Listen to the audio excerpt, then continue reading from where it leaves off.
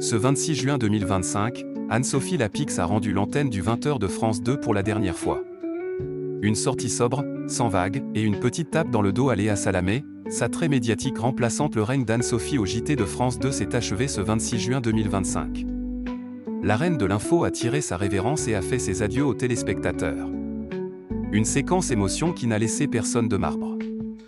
Pas peine Delphine Ernotte, la patronne de France Télévisions, qui avait pourtant scellé le sort de la journaliste. Après 8 saisons de JT en mode marathon, a enchaîné breaking news, sourires crispés, passes d'armes politiques et coups de poker éditoriaux, Anne-Sophie Lapix a eu du mal à cacher son émotion.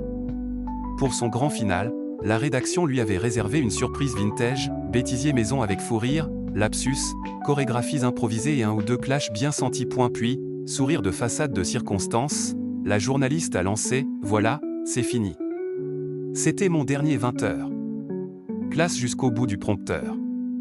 Et avant de passer le flambeau à Léa Salamé, Anne-Sophie Lapix a dégainé un hommage calibré comme une dernière salve d'antenne. Je souhaite bonne chance à Léa Salamé qui présentera ce journal à la rentrée et qui est très talentueuse, très forte et très chaleureuse. Traduction non officielle, bon courage pour tenir la baraque. Anne-Sophie Lapix, toujours vivante, toujours debout, pas d'effusion, pas de trémolo.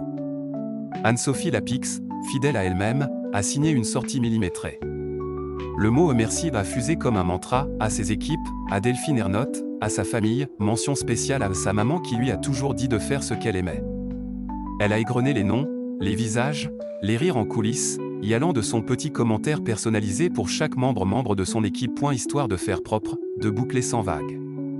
Mais le message était clair, c'est la fin d'une époque, et quelle époque? Sans mauvais jeu de mots. Mais la journaliste s'en va la tête haute. À peine l'hommage bouclé, toute l'équipe a débarqué sur le plateau, ambiance départ en retraite du bureau avec bulle tiède et tape dans le dos.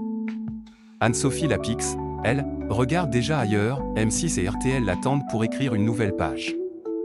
Moins solennelle. Plus libre, peut-être. Vintage de France 2, Léa Salamé sous pression et sous surveillance. À peine Anne-Sophie Lapix sortie par la grande porte que Léa Salamé entre, toute caméra braquée. L'info est officielle depuis plusieurs jours, la matinalière de France Inter quitte la radio pour endosser le costume très exposé du 20h de France 2. Et avec elle, c'est tout un faisceau de projecteurs et de suspicions qui s'abat sur le JT. Déjà acculé par les haters sur fond de conflit d'intérêts,